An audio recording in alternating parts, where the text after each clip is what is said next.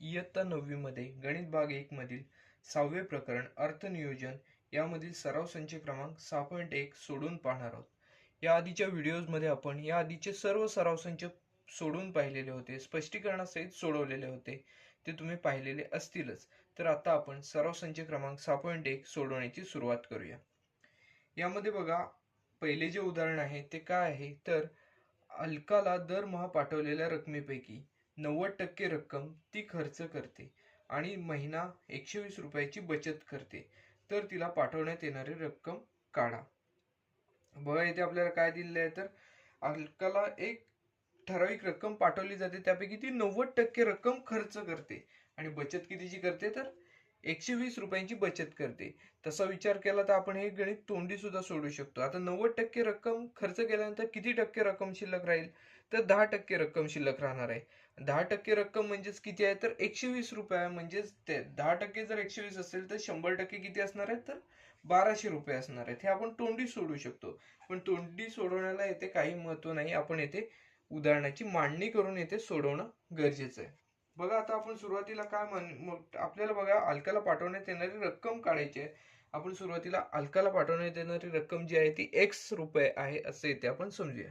समजा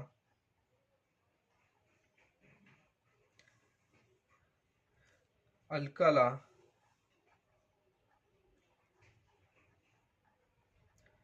पाठवण्यात येणारी रक्कम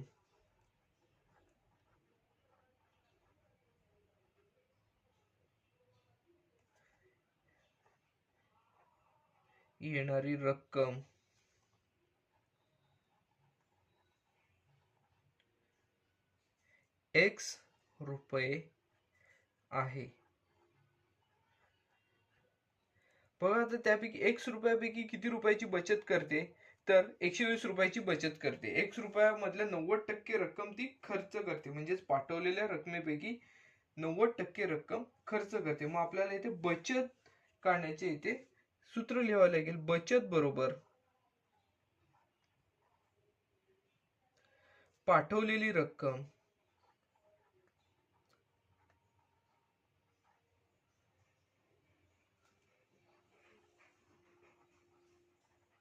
वजा खर्च.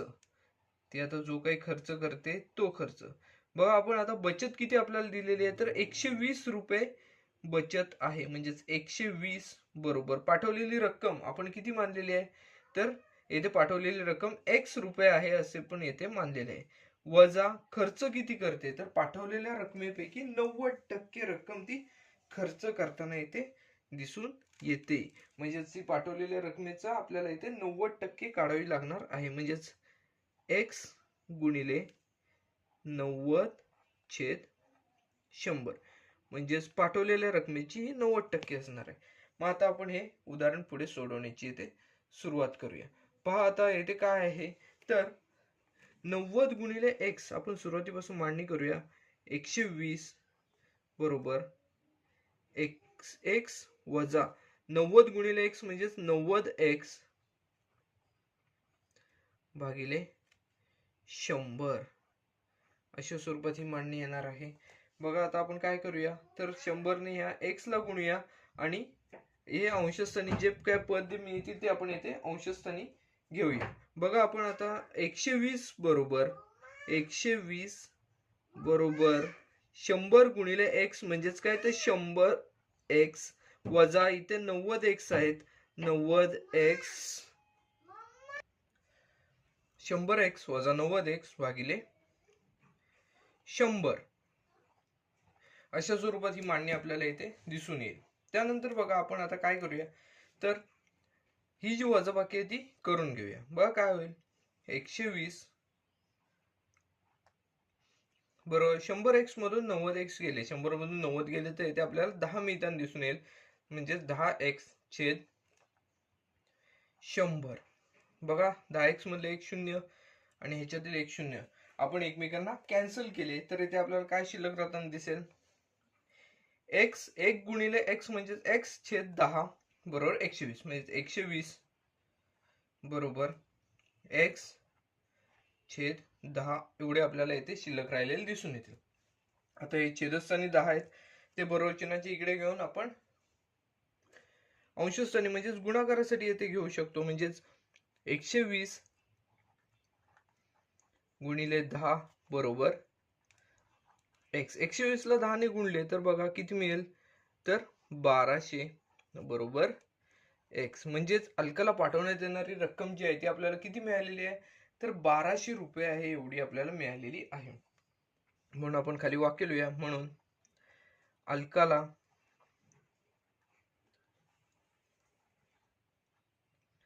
पाठवण्यात येणारी रक्कम येणारी रक्कम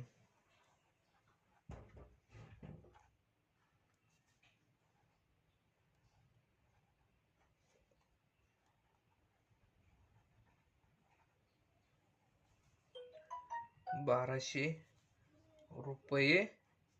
आहे. अशा स्वरूपात हे जे पहिले उदाहरण होते ते आपले सोडून झाले होते. बघा आपण तोंडी सुद्धा सोडवलेलं होतं, तेव्हा सुद्धा आपल्याला ही 1200 रक्कम मिळालेली होती.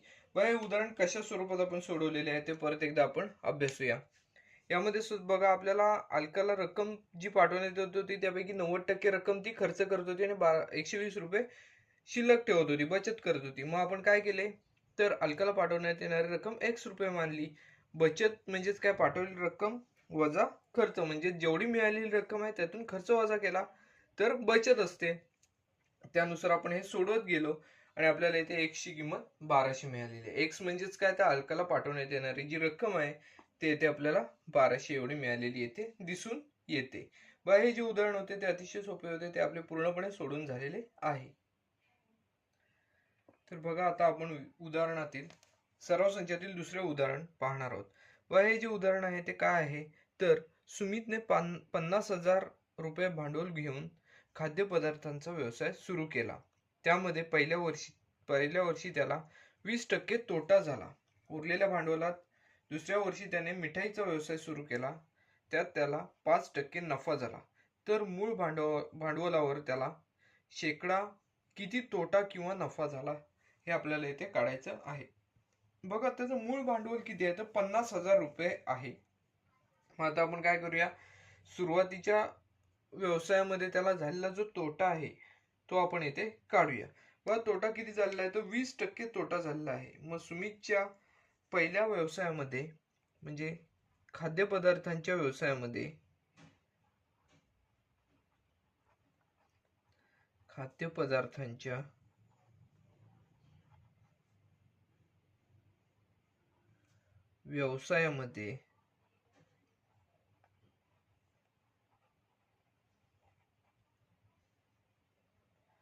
सुमितला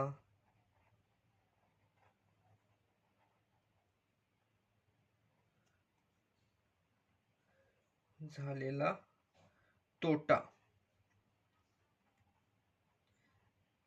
बरोबर. बघा आता खाद्यपदार्थांच्या व्यवसायामध्ये त्याला किती तोटा झालेला आहे, तर मूळ भांडवलावर 20% एवढा तोटा झालेला आहे. तो आता बघा कसा काढायचा, तर मूळ भांडवल किती आहे त्याचं, 50,000 गुणिले 20/100 अशा स्वरूपात आपल्याला जो तोटा झालेला आहे तो इथे काढता येऊ शकतो. बघा ह्या शून्याला हे शून्य कॅन्सल झालं, ह्या शून्याला हे शून्य कॅन्सल होईल, म्हणजे 5,000 गुणिले 2. 5,000 गुणिले 2 आपल्याला किती मिळतात बघा, 5,000 म्हणजे 5 जुने 10, म्हणजेच इथे आपल्याला 10,000 एवढी रक्कम मिळताना दिसून येईल. 10,000 रुपये म्हणजे 20%, 50,000चे 20% आपल्याला किती येथे मिळालेले आहेत, तर 10,000 एवढे मिळालेले आहेत. म्हणजेच बघा याच्यामध्ये खाद्यपदार्थांचा त्याने जो सुरुवातीला व्यवसाय केला त्यामध्ये त्याला किती तोटा झाला, तर 50,000 रुपयांवर त्याला 10,000 रुपयांचा तोटा झाला. म्हणजेच आता त्याच्या हातात एकूण किती रक्कम शिल्लक राहिली बघा. उरलेल्या भांडवलात त्याने दुसऱ्या वर्षी त्याने मिठाईचा व्यवसाय सुरू केला. बघा उरलेले भांडवल किती असणार आहे, तर मूळ भांडवल वजा झालेला तोटा एवढे जे असणार आहे ते मूळ भांडवल असणार आहे, पहिल्या वर्षानंतरचे भांडवल असणार आहे. सुमितचे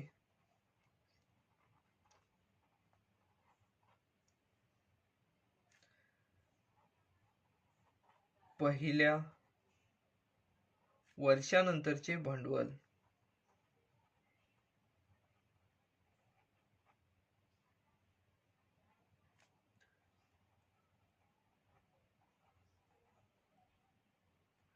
पहिल्या वर्षानंतरचे भांडवल येथे आपल्याला काढायचं आहे. बघा मूळ भांडवल किती आहे तर 50,000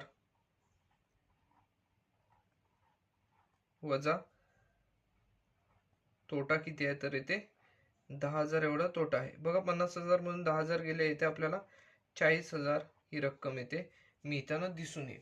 बघा आता पहिल्या व्यवसायामध्ये जो तोटा झाला त्यानंतर त्याकडे एकूण किती रक्कम शिल्लक राहिली तर 40,000 एवढी रक्कम येते शिल्लक राहिलेली आपल्याला दिसून येते. त्यानंतर त्याने काय केले तर उरलेल्या भांडवलात दुसऱ्या वर्षी त्याने मिठाईचा व्यवसाय सुरू केला. त्यात त्याला 5% नफा झाला. मग आता मिठाईच्या व्यवसायामध्ये सुमितला झालेला आपल्याला नफा इथे काढावा लागेल. म्हणजे नफा मिळून त्याच्याकडे किती रुपये शिल्लक राहतील ते आपल्याला इथे काढणे गरजेचे आहे. बघा मिठाईच्या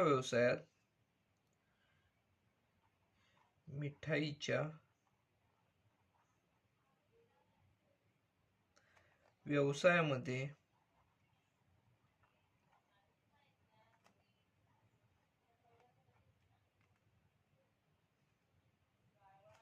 सुमितला झालेला नफा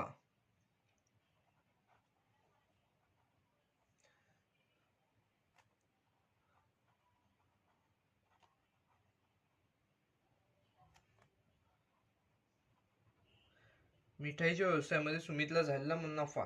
आता बघा नफा किती झालेला आहे ते 5% एवढा नफा झालेला आहे ते आपल्याला दिसून येतोय. त्याच्याकडे आता रक्कम किती शिल्लक आहे तर 40,000 एवढी रक्कम येते शिल्लक आहे असे आपल्याला इथे दिसते. मग 40,000चे 5% आपण इथे काढणार आहोत.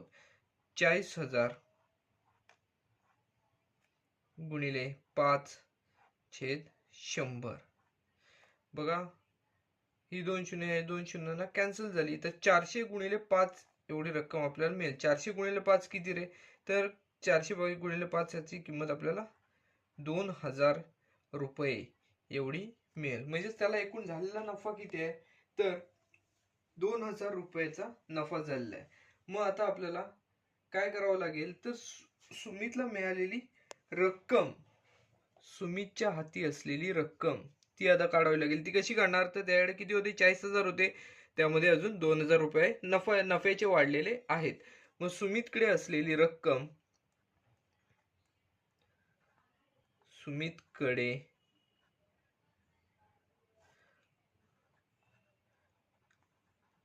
असलेली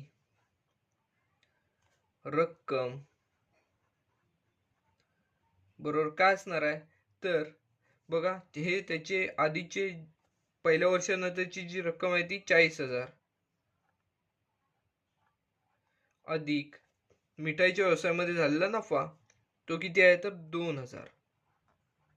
बघा 40,000 आणि 2,000 यांची बेरीज जर केली तर आपल्याला इथे 42,000 रुपये एवढी रक्कम त्याकडे शिल्लक राहताना दिसून येईल. आता बघा आपल्याला पुढे काय विचारलेलं आहे, मिठाईच्या व्यवसायात त्याला 5% नफा झाला, त्यानुसार आपण 42,000 रक्कम त्याच्याकडे शिल्लक आहे असे आपण इथे काढलेले आहे. बघा त्यानंतर पुढे प्रश्न काय तर मूळ भांडवलावर त्याला शेकडा किती तोटा किंवा नफा झाला. आता मूळ भांडवल किती आहे तर 50,000 रुपये आहे. मूळ भांडवल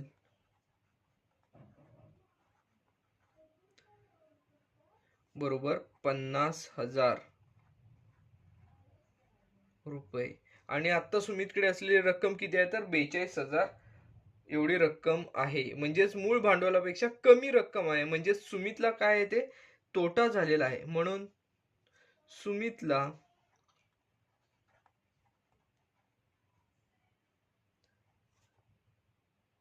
तोटा झाला व या व्यवसायामध्ये सुमितला तोटा झालेला आपल्याला येथे दिसून येतोय. बघा त्यानंतर काय विचारलेलं आपल्याला शेकडा नफा किंवा शेकडा तोटा काढायचा आहे. ते शेकडा नफा झालेलाच नाही म्हटल्यावर आपण येथे तोटा किती असणार आहे तो काढणार आहोत. बघा एकूण किती तोटा झालेला आहे तो आता आपण काढूया. सुमितला झालेला तोटा किती असेल तो आता आपण इथे काढूया. सुमितला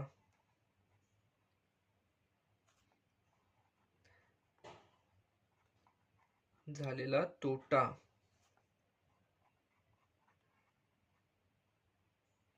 बरोबर बघा 50,000 मूळ भांडवल आहे, 50,000 मूळ भांडवल आहे वजा बघा आता त्याच्याकडे असलेली रक्कम किती आहे तर 42,000. व 50,000मधून आपण जर 42,000 वजा केले तर इथे आपल्याला 8,000 रुपये एवढे त्याच्याकडे शिल्लक राहिलेले दिसून येत आहेत. मग आता आपल्याला सुमितला झालेला शेकडा तोटा काढावा लागणार आहे. म्हणून शेकडा तोटा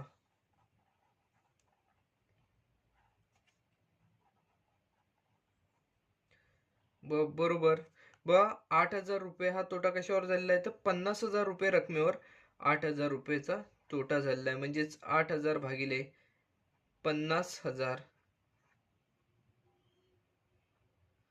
गुणिले 100. 8,000 गुणिले 50,000, 8,000 भागिले 50,000 गुणिले 100. 8,000 भागिले 50,000 गुणिले 100. बघा आता जर ह्याच्यामध्ये आपण क्रिया केली तर इथे आपल्याला काय मिळेल बघा.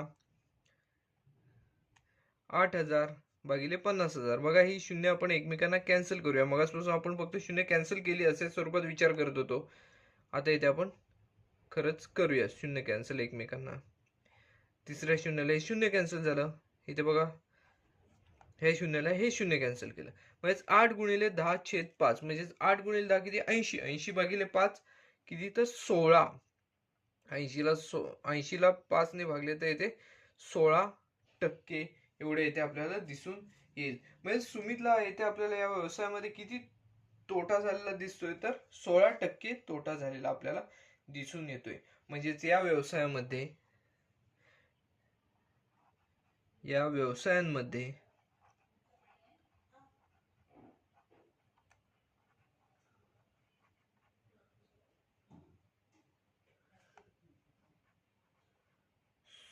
सुमितला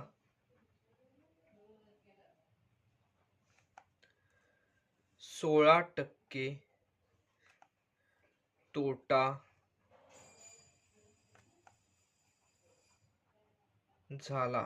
या व्यवसायांमध्ये सुमितला 16% तोटा झालेला आपल्याला इथे दिसून येते. बघा हे जे उदाहरण आहे ते आपले पूर्णपणे सोडून झाले. यामध्ये आपण काय काय केले ते फक्त पाहूया सुरुवातीपासून. आपल्याला सुमितने येथे 2 व्यवसाय केलेले दिसतात. पहिल्या व्यवसायामध्ये 20% तोटा, दुसऱ्या व्यवसायामध्ये 5% नफा झालेला आहे.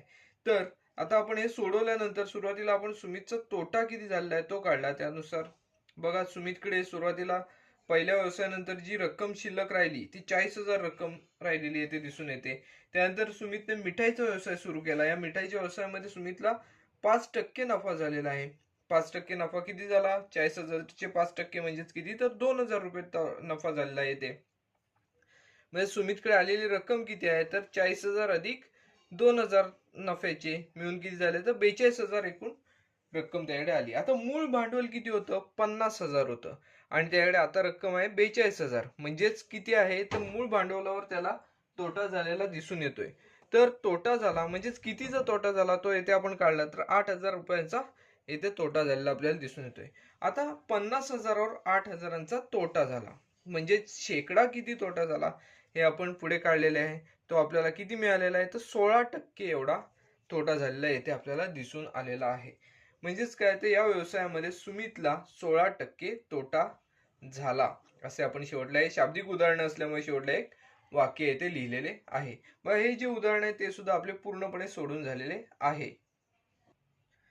सराव संचातील तिसरे जे उदाहरण आहे ते आहे निखिलने आपल्या मासिक उत्पन्नाचा 5% भाग मुलांच्या शिक्षणासाठी खर्च केला. 14% भाग शेअर्स मध्ये गुंतवला. 3% भाग बँकेत ठेवला आणि 40% भाग दैनंदिन खर्चासाठी वापरला.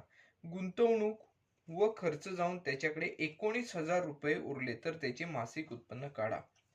पण निखिलने येथे काय केलेलं आहे तर विविध घटकांवर त्याने काय केलेलं आहे काही खर्च केलेला आहे आणि त्यातून त्याची जी रक्कम उरलेली जी रक्कम आहे ती रक्कम आहे 19,000. तर त्याचे मासिक उत्पन्न आपल्याला येथे काढायचे आहे. मग आता आपण सुरुवातीला निखिलचे मासिक उत्पन्न X रुपये मानूया. समजा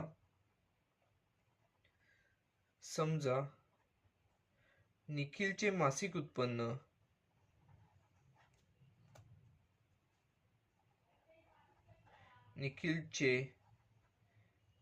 उत्पन्न X रुपये आहे.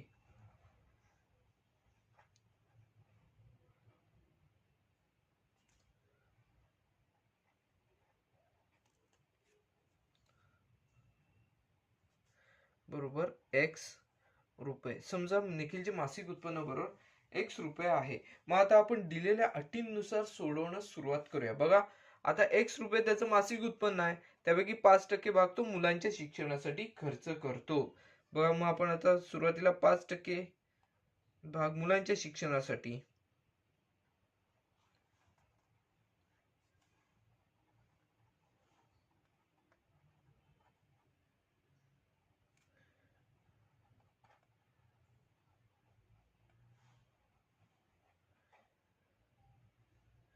5% भाग, आता एक्स चा 5% आपण येथे काढूया. बघा, एक्स बरोबर काय येणार, एक्स गुणिले 5/100. म्हणजेच काय येईल आपल्याला इथे मिळेल, 5 गुणिले एक्स 5x/100. एवढा आपल्याला मुलांच्या शिक्षणासाठी केलेला खर्च येथे आपल्याला मिळेल. आता दुसरा भाग, पुढचा भाग बघा काय आहे, तर 14% भाग शेअर्स मध्ये गुंतवला. शेअर्स मध्ये 14% भाग गुंतवला. शेअर्स मध्ये 14% भाग गुंतवला. बघा, मूळ रक्कम किती आहे त्याची पगाराची, तर एक्स आहे. मग एक्स गुणिले 14/100.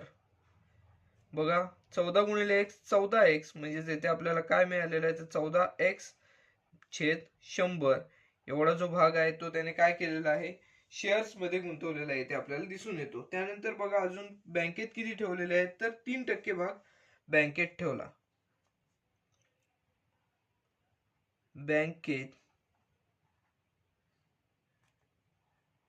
3% भाग ठेवला. बघा, बँकेत 3% भाग ठेवला, त्यानुसार बघा बँकेत किती रक्कम ठेवली, तर मूळ जी रक्कम आहे मासिक पगार किती आहे, तर एक्स आहे. बरोबर एक्स गुणिले 3/100. म्हणजेच किती, तर 3 गुणिले एक्स 3x/100. आणि दैनंदिन खर्चासाठी 40% भाग, 40% भाग दैनंदिन खर्चासाठी. मग ते सुद्धा आपण रक्कम काढूया. 40% भाग दैनंदिन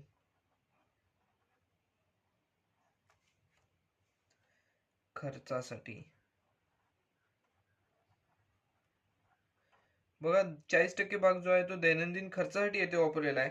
म्हणजे बघा कसा येईल तो, तर एक्स गुणिले 40/100. पहा, 40 गुणिले एक्स, इथे आपल्याला 40x मिळतील भागिले 100. बघा, एकूण खर्च काय काय झालेला आहे, तर बघा, शिक्षणासाठी किती टक्के, तर किती, तर 5x/100. त्यानंतर शेअर्स मध्ये 14x/100, बँकेत 3x/100 आणि दैनंदिन खर्चासाठी 40x/100 एवढा भाग त्याने काय केलेला आहे, तर गुंतवलेला आपल्याला इथे दिसून येतोय. बघा, आता आपण काय करायचं, त्याच्याकडे शिल्लक जी रक्कम राहिलेली आहे ती आता एकूण आपल्याला काढायची आहे.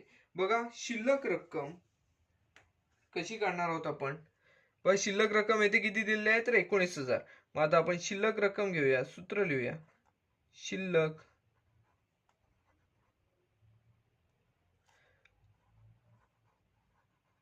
रक्कम बरोबर काय आहे, तर मासिक उत्पन्न वजा खर्च. हा जो खर्च आलेला आहे तो मासिक उत्पन्न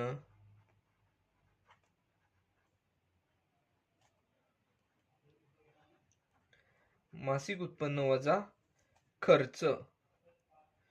बघा, मासिक उत्पन्नातून खर्च आपण येथे वजा केला तर येथे आपल्याला शिल्लक रक्कम मिळेल. त्यापैकी शिल्लक रक्कम आपल्याला येथे दिलेली आहे ती किती आहे, तर 19,000. 19,000 बरोबर. बघा, मासिक उत्पन्न आपण किती मानलेलं आहे, तर एक्स मानलेलं आहे. एक्स वजा, येथे बघा एक्स वजा, आता खर्च किती आहे. बघा, प्रत्येक ठिकाणचा खर्च वेगवेगळा आहे, तो आपण खर्च सगळा एकत्रित घेऊया आणि त्यांची आपण बेरीज करूया. बघा, शिक्षणासाठी जो आहे तो 5x/100 एवढा खर्च शिक्षणासाठी आहे, अधिक बघा 14% भाग शेअर्स मध्ये आहे म्हणजे अधिक 14/100 अधिक बघा त्यानंतर काय आहे तर बँकेत किती टक्के तर 3%, 3x/100 अधिक बघा शेवटचं काय आहे तर दैनंदिन खर्चासाठी तो आता मी इथे खाली लिहितो जागा पुढे नाही असल्यामुळे 40x/100 बघा आपल्याला काय मिळालेलं आहे ते 19,000 बरोबर ही शिल्लक रक्कम आहे बरोबर मासिक उत्पन्न म्हणजेच एक्स वजा जो एकूण खर्च आहे तो खर्च काय 5x/100 जे आहे ते कशासाठी मुलांच्या शिक्षणासाठी 14x/100 शेअर्स मध्ये 3x/100 बँकेत ठेवला आणि 40x/100 हा दैनंदिन खर्चासाठी त्याने वापरलेला आहे. मग त्यानुसार आपण हे सोडूया 19,000 बरोबर एक्स वजा बघा हे अंशस्थानी जे सगळे आहेत ते एक्स ची पदे आहेत आणि छेदस्थानी 100 ही एकच संख्या आपल्याला दिसत आहे. परिणामी आपण काय करूया तर छेदस्थानी 100 आहे छेद समान असल्यामुळे अंशांमधली बेरीज आपण येथे करूया. बेरजेची क्रिया आहे सगळी ती आपण बेरीज करूया. छेदस्थानी 100 आहे ते आहे तसे तसे राहतील. ब 5x अधिक 14x 19x 19x अधिक 3x 22x अधिक 40x बघा 62x मिळताना आपल्याला इथे दिसून येतील 62x बघा. आता ह्यानंतर आपण सोडवायची सुरुवात करूया. अजून पुढे काय करायचं आहे तर आपल्याला हे 100 इथे x आहे 100 ने x ला गुणूया म्हणजे आपल्याला हे x जे पद आहे ते 100 अंशस्थानी घेता येतील. बघा 19,000 बरोबर काय राहील बघा 100 अंशस्थानी गेले 100 गुणिले 100 x वजा 62x भागिले 100 अशा स्वरूपात ही मांडणी आपल्याला इथे दिसून येईल. बघा आपल्याला इथे 19,000 जे आहे ते परत एकदा तिकडची बाजू पूर्णपणे सोडवून घेऊया. 19,000 बरोबर 100 मधून 62 गेले तर इथे 38 शिल्लक राहिलेले दिसून येतील म्हणजे 38x/100. आता छेदस्थानी जे 100 आहेत ते बरोबर चिन्हाच्या इकडे आपण गुणाकार क्रियेसाठी आणूया आणि हे 38 आहेत ते गुणाकार क्रियेसाठी आहेत अंशस्थानी आहेत ते इकडे भागाकार क्रियेसाठी आणूया. मग त्यानुसार बघा कसे होईल तर 19,000 गुणिले 100 छेद हे 38 आहेत ते इथे छेदस्थानी येणार 38 बरोबर x. बघा आपण x म्हणजेच काय ते मानलेले आहे तर निखिलचे मासिक उत्पन्न मानलेले आहे. आता जर आपण पाहिले तर इथे 19 ने 38 ला भाग लावता येऊ शकतो म्हणजेच की जर भाग जाईल 19 एके 19 19 दुने 38 हे वरची 3 शून्य म्हणजे 1000 चा वर अंशस्थानी भाग जाईल छेदस्थानी 2 चा भाग जाईल. परत इथे बघा बे के बे इथे 100 ला इथे 50 चा भाग जाईल म्हणजे 1000 गुणिले 50 एवढा आपल्याला इथे x ची किंमत मिळेल 1000 गुणिले 50 बरोबर x. 1000 ला 50 ने गुणले तर आपल्याला इथे 50,000 ही रक्कम मिळताना दिसून येईल. 50,000 बरोबर x. x ची किंमत इथे आपल्याला काय मिळालेली आहे तर 50,000 मिळालेली दिसून येते. आपण आता x म्हणजेच काय तर निखिलचे मासिक उत्पन्न मानलेले आहे म्हणजे निखिलचे मासिक उत्पन्न किती आपल्याला मिळालेले आहे तर 50,000 एवढे मिळालेले येते दिसून येते. बघा म्हणून निखिलचे मासिक उत्पन्न निखिलचे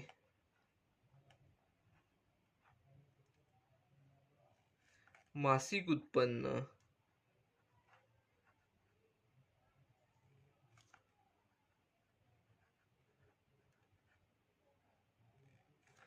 50,000 रुपये आहे असं आपण शेवटला हे वाक्य लिहिलेलं आहे. का तर हे शाब्दिक उदाहरण असल्यामुळे आपण शेवटला याचं वाक्य लिहिलेलं आहे उत्तराचं. बघा आपण हे जे उदाहरण आहे ते पहिल्यापासून समजून घेण्याची सुरुवात करूया. यामध्ये आपल्याला काय काय दिलेलं होतं तर निखिलच्या पगारातली निखिल जे काही गुंतवणूक करत होता ती येथे दिलेली होती. बघा मुलांच्या शिक्षणासाठी 5%, त्यानंतर 14% शेअर्स मध्ये, बँकेत काही भाग 3%, त्यानंतर 40% दैनंदिन खर्चासाठी आणि बचत तो कितीची करत होता तर 19,000ची बचत करत होता, म्हणजे 19,000 त्याचे उरत होते. त्यानुसार आपण येथे काय केलेले आहे, निखिलचे मासिक उत्पन्न X मानले. त्यानुसार आपण निखिलच्या मुलांसाठी जो खर्च होता तो आपण 5x100 मिळवला. 14% भाग शेअर्स मध्ये होता तो मिळवलेला आहे. 3% भाग बँकेत ठेवत होता तो सुद्धा मिळवलेला आहे. 40% भाग दैनंदिन खर्चासाठी तो सुद्धा इथे आपण मिळवलेला आहे. त्यानुसार शिल्लक रक्कम जी आपल्याला दिलेली आहे ती किती असते, तर मासिक उत्पन्न जेवढं आहे त्यातून आपण खर्च वजा केला तर इथे मिळणारी जी रक्कम आहे ती शिल्लक रक्कम असणार आहे.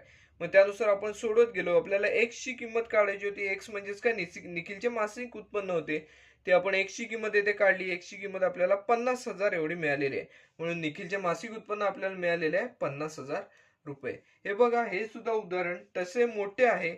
उदाहरणाकडे पाहिल्यावर जरा कठीण वाटेल, परंतु स्टेप बाय स्टेप जर आपण सोडत गेलो तर काहीही कठीण नाही. अतिशय सोपे असे उदाहरण आहे. हे उदाहरण आपले पूर्णपणे सोडून झालेले आहे.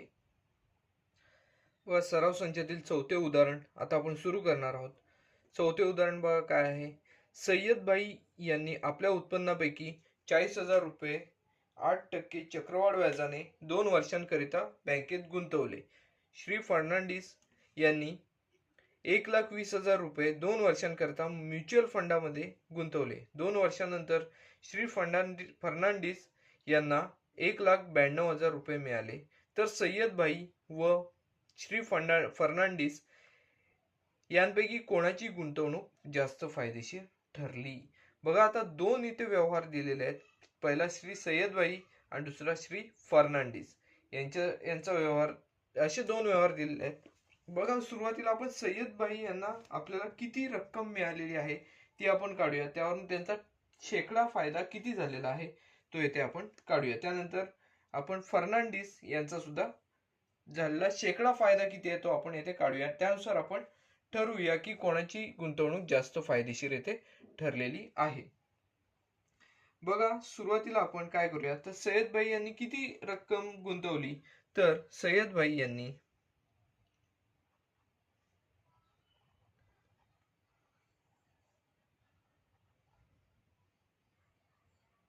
सय्यदभाई यांनी 40,000 रुपये रक्कम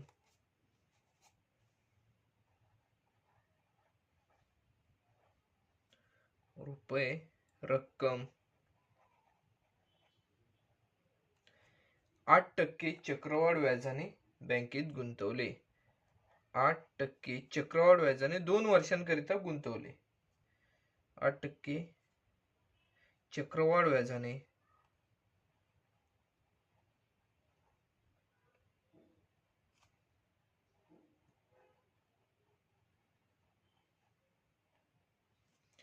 बँकेत गुंतवले. 2 वर्षांकरिता बँकेत गुंतवले.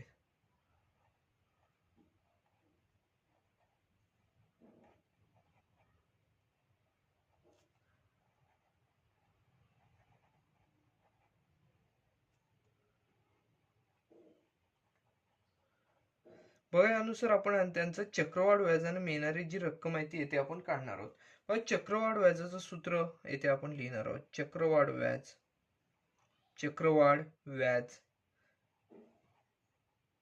बरोबर पी म्हणजे तुम्हाला माहिती आहे प्रिन्सिपल, पी कंसात 1 अधिक R छेद 100 कंसाचा घातांक n वजा पी. म्हणजेच आपण याच्यातून प्रिन्सिपल परत वजा केलं तर आपल्याला मिळणारी जी रक्कम आहे ती चक्रवाढ व्याजाची आपल्याला इथे मिळताना दिसून येईल. बरं, त्यामुळे आपण काय केलेलं आहे, व्याज काढून एकूण रक्कम काढून त्यामधून पी म्हणजेच प्रिन्सिपल येते मुद्दल वजा केलेली आहे. बघा, आपण सूत्रामध्ये किमती भरूया. पी ची किंमत येते किती आहे, तर प्रिन्सिपल येते 40,000 आहे. 40,000 गुणिले कंसामध्ये 1 अधिक R म्हणजेच दर किती आहे, तर 8 आहे. 8 छेद 100. n म्हणजेच एकूण मुदत वर्षांची संख्या 2 येथे दिलेली आहे. वजा पी ची किंमत किती आहे, तर येथे 40,000 आहे. बघा, हे जर आपण सोडून पाहिले तर येथे आपल्याला काय मिळेल बघा, 40,000 गुणिले बघा आता हा कंस जो आहे, कंसामध्ये काय होईल बघा, 100 गुणिले 1, 100 अधिक 8 म्हणजेच 108 छेद बघा 100, याचा आपल्याला वर्ग करावा लागेल, वजा 40,000. पुढे आहेत तसे तसे येते आलेले आपल्याला दिसून येतात. बघा आता हे परत एकदा आपण सोडून पाहूया. 40,000 गुणिले, पण छेदस्थानी 100 आहे, 100चा वर्ग 10,000 आणि अंशस्थानी 108 आहेत, 108चा इथे आपल्याला वर्ग करावा लागणार आहे. इथे 108चा वर्ग आहे 11,664 वजा 40,000. बघा आता आपण जर शून्याला शून्य कॅन्सल करायचे म्हटले तर ह्या शून्याला हे शून्य कॅन्सल होईल, दुसऱ्या शून्याला दुसरे, तिसऱ्याला तिसरे आणि चौथ्याला चौथे, म्हणजे इथे 4 शिल्लक राहताना दिसून येतील. छेदस्थानी येथे 1 आहेत, म्हणजे 4 गुणिले 11,664, 4 गुणिले 11,664 वजा 40,000 एवढं चक्रवाढ व्याज असेल. बघा 4 गुणिले 11,664 हा जो गुणाकार आहे तो इथे आपण करूया. बघा हा जो गुणाकार आहे तो आपल्याला मिळाला 46,656, 46,656 वजा येते 40,000 आहेत. आता ही जर वजाबाकी इथे आपण केली तर इथे आपल्याला चक्रवाढ व्याज मिळेल. बघा 46,656 मधून 40,000 वजा झाले तर इथे आपल्याला 6,656 मिळताना दिसून येईल. म्हणजेच या व्यवहारामध्ये त्यांना चक्रवाढ व्याज जे मिळालेले आहे ते 6,656 एवढे मिळालेले आहे. बघा म्हणून चक्रवाढ व्याज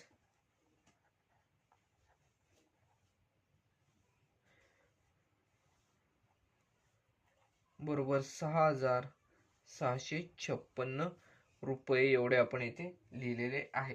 त्यानंतर बघा आता हे जे ज्यादा मिळालेली रक्कम आहे ती 6,656 आहे. त्यानुसार आपण काय करूया, तर सय्यदभाई यांना मिळालेला शेकडा फायदा जो आहे तो आपण काढूया. सय्यदभाई यांना मिळालेला शेकडा फायदा,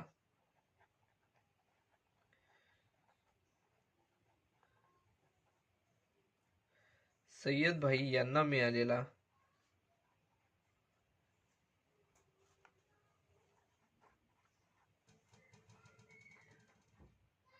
शेकडा फायदा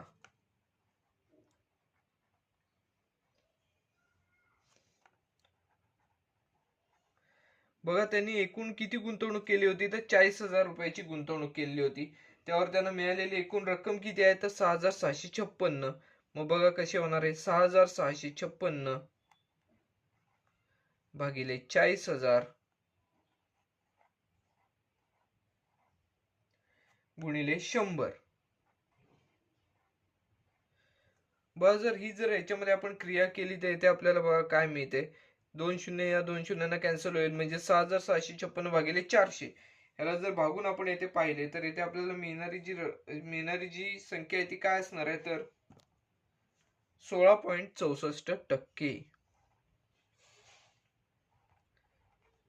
म्हणजेच या व्यवहारामध्ये हे जे होते सय्यदभाई यांना मिळालेला जो फायदा आहे तो 16.64% एवढा फायदा मिळालेला आहे. बघा आता आपण सय्यदभाई यांचा फायदा आहे, शेकडा फायदा जो आहे तो येथे काढलेला आहे. आता आपण काय करायचं आहे, तर येथे दुसरी जी व्यक्ती आहे श्री फर्नांडिस यांना किती फायदा आहे ते मिळालेला आहे, तर तो आता आपण येथे काढायचा आहे. बघा आता आपण श्री फर्नांडिस यांना मिळालेला जो फायदा आहे त्याकडे वळणार आहोत. व श्री फर्नांडिस यांनी काय केलेलं आहे, तर आपण वाक्य लिहून घेऊया. श्री फर्नांडिस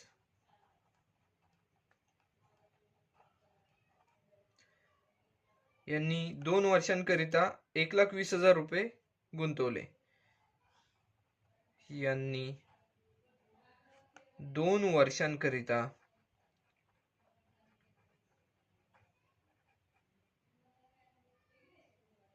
1,20,000 रुपये 1,20,000 रुपये म्युच्युअल फंडामध्ये गुंतवले. म्युच्युअल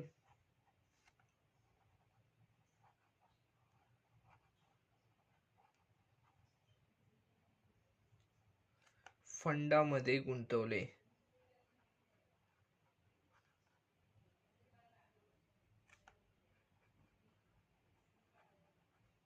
आणि 2 वर्षानंतर त्यांना मिळालेली रक्कम किती आहे तर 1,92,000. 2 वर्षानंतर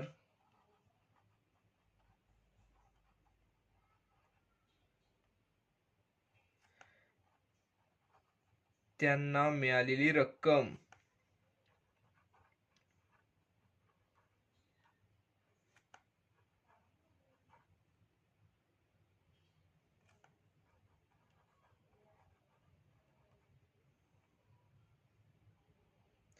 बरोबर किती आहे तर 1,92,000 रुपये एवढी रक्कम मिळालेली त्यांना आहे.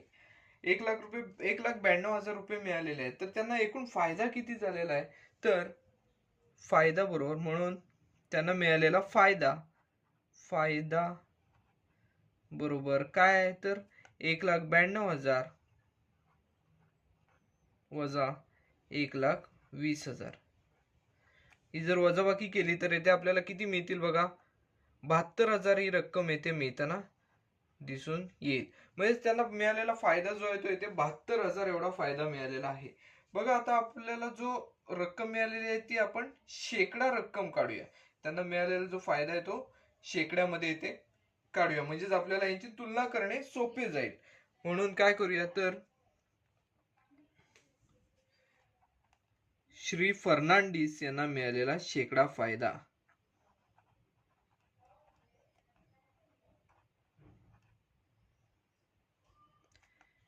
श्री फर्नांडिस यांना मिळालेला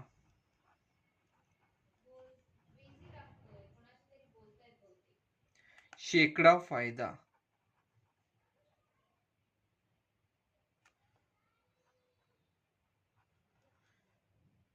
बघा एकूण 72,000 एवढा फायदा मिळालेला आहे भागिले त्यांनी गुंतवलेली रक्कम किती आहे तर 1,20,000 गुणिले 100. बघा 100 ने जर भागले तर येथे आपल्याला काय मिळेल बघा आपण इथेच पुढे याचं उत्तर लिहूया. मग हे सोडवल्यानंतर इथे मिळणारी जी रक्कम आहे मिळणार जो फायदा आहे तो 60% एवढा आहे. म्हणजे श्री फर्नांडिस यांना मिळालेला शेकडा फायदा जो आहे तो 60% आहे.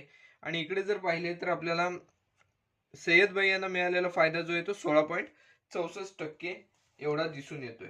बघा जर तुलना केली तर आपल्याला येथे श्री फर्नांडिस यांना मिळालेला जो फायदा आहे तो जास्त दिसत आहे. 16.64 पेक्षा 60% हा फायदा जास्तीत जास्त दिसत आहे. म्हणून आपण येथे काय म्हणणार तर श्री फर्नांडिस यांची गुंतवणूक फायदेशीर आहे. मग आपण शेवटलं वाक्य लिहूया. म्हणून श्री फर्नांडिस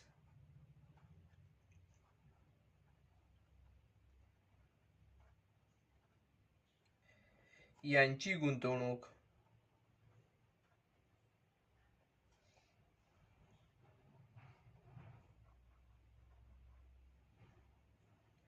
फायदेशीर आहे.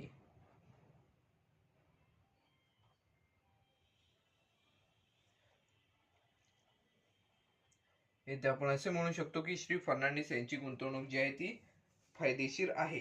बघा हे जे उदाहरण आहे ते आपण सुरुवातीपासून परत एकदा समजून घेऊया. बघा इथे आपल्याला 2 व्यवहार दिले होते. सय्यद भाई यांनी गुंतवलेली रक्कम त्यावर त्यांना मिळालेला फायदा, त्याचबरोबर श्री फर्नांडिस यांनी गुंतवलेली रक्कम त्यावर त्यांना मिळालेला फायदा. यानुसार आपण काय केलं तर सय्यद भाई यांनी चक्रवाढ व्याजाने बँकेत रक्कम गुंतवलेली होती. त्यानुसार त्यांना जो मिळालेला फायदा आपण चक्रवाढ व्याजाचे सूत्र इयत्ता 8वी मध्ये अभ्यासलेले आहे त्यानुसार आपण त्यांना मिळालेला जो फायदा होता तो मिळवला. आणि त्यानुसार आपण चक्रवाढ व्याजावर मिळालेला जो फायदा आहे तो मिळून आपण शेकडा फायदा तो किती झाला या रकमेवर तो फायदा शेकडा किती झाला तो आपण काढलेला आहे 16.64. त्याचबरोबर श्री फर्नांडिस यांना पण मिळालेला जो फायदा आहे तो आपण शेकडा फायदा येथे काढलेला आहे तो आपल्याला मिळालेला आहे 60%. बघा तुलना केली 16.64 आणि 60% यांच्यात जर तुलना केली तर आपल्याला 60% हा फायदा अधिक दिसत आहे. परिणामी आपण असे म्हणू शकतो की श्री फर्नांडिस यांची गुंतवणूक जी आहे ती अधिक फायदेशीर आहे असं येथे आपण म्हणू शकतो. हे जे उदाहरण होते सराव संचातील उदाहरण क्रमांक 4 हे आपले उदाहरण पूर्णपणे सोडून झालेले आहे. बघा आता आपण सराव संचातील शेवटच्या उदाहरणाकडे वळणार आहोत. सराव संचातील शेवटचे जे उदाहरण आहे ते बघा काय आहे तर समीराने आपल्या उत्पन्नाच्या 3% उत्पन्न समाजकार्यासाठी दिले व 90% उत्पन्न खर्च केले तर तिच्याकडे 1750 रुपये शिल्लक राहिले तर तिचे मासिक उत्पन्न काढा. बघा इथे तिने 2 ठिकाणी उत्पन्न गुंतवलेले दिसून येते. बघा काय केलेले आहे तर उत्पन्नाचे 3% समाज कार्यासाठी आणि 90% इतर ठिकाणी गुंतवलेले आहे म्हणजे खर्च केलेले आहे. तर आपल्याला इथे काय करायचं आहे तिचे मासिक उत्पन्न काढायचे आहे. बघा हे जे उदाहरण आहे अशा प्रकारची जी उदाहरण होते ते आपण या सराव संचामध्ये दुसरे जे उदाहरण पाहिलेले होते ते अशा स्वरूपाचे उदाहरण होते.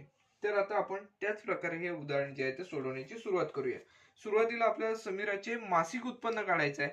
आपण समीराचे मासिक उत्पन्न x रुपये आहे असे येथे मानूया. समजा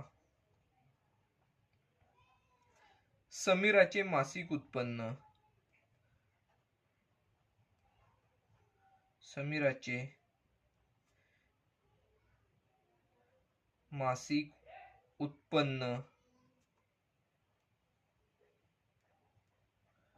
बरोबर x रुपये आहे असे येथे आपण समजूया.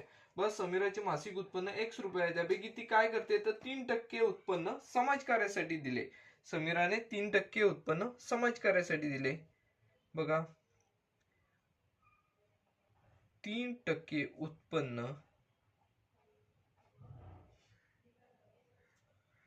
समाज कार्यासाठी दिले.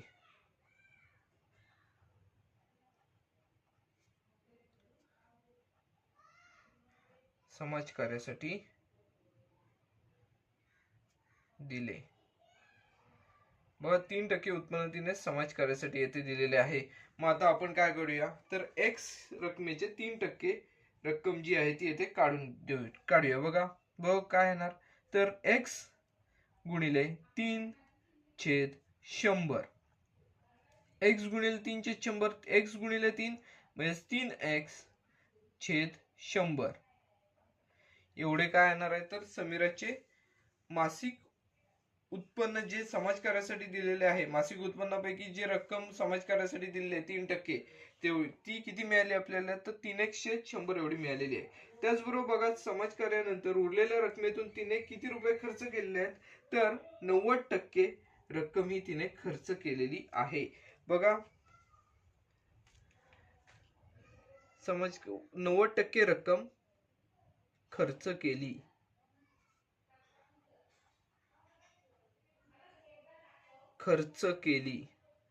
बघा उत्पन्नाच्या 90% रक्कम खर्च केलेली आहे.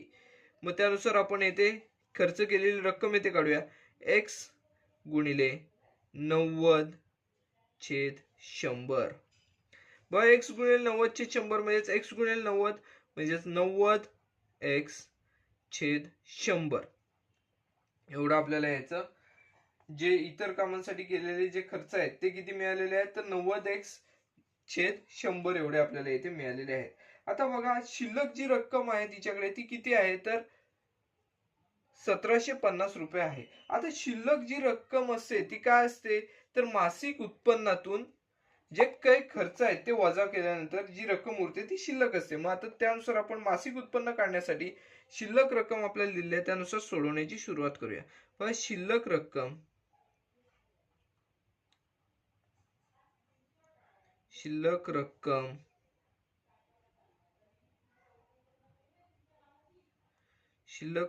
बरोबर बघा मासिक उत्पन्न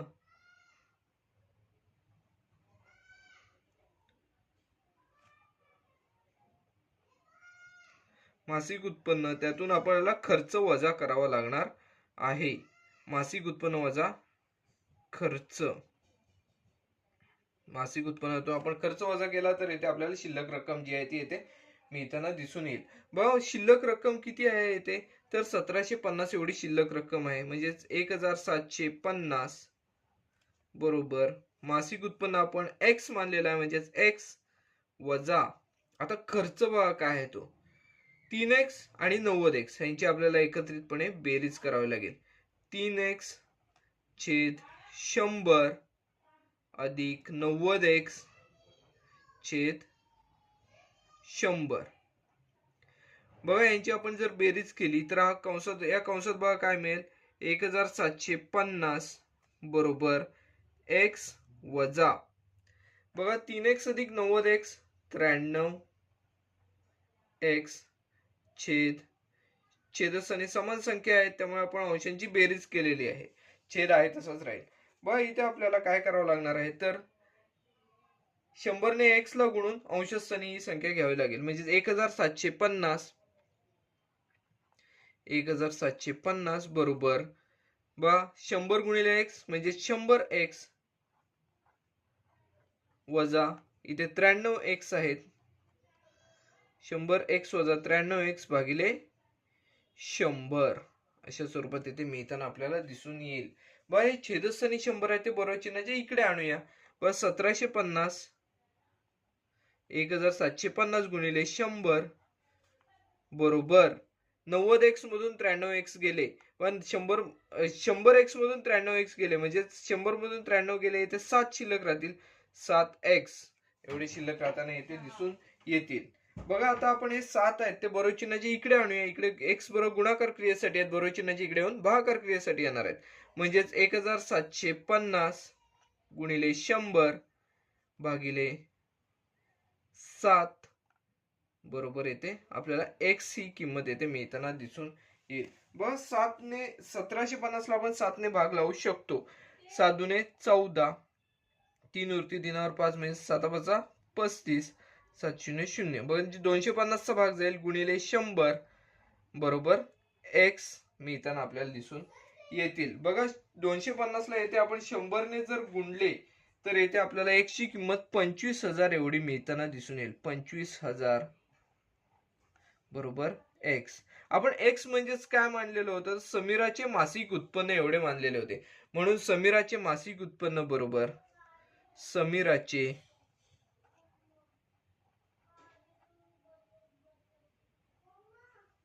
मासिक उत्पन्न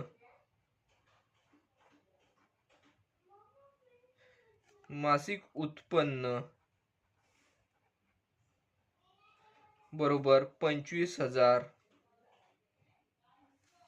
रुपये आहे एवढं आपण येथे सांगू शकतो. बघा आपण परत एकदा हे उदाहरण जे ते समजून घेऊया.